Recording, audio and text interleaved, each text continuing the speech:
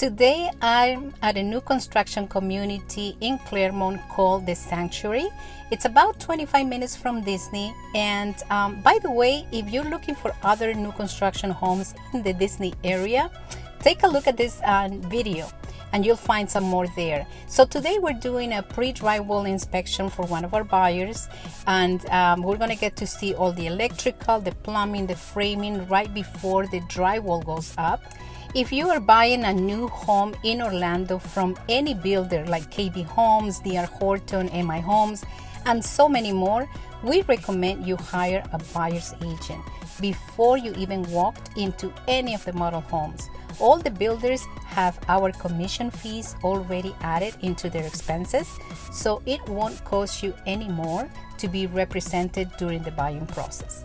The buyers for this particular home are from Kentucky, and it's been a few months since they signed the purchase contract back in March. So we are very excited to see how the house is coming along.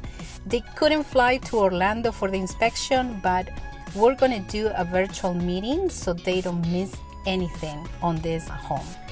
So let's go check it out.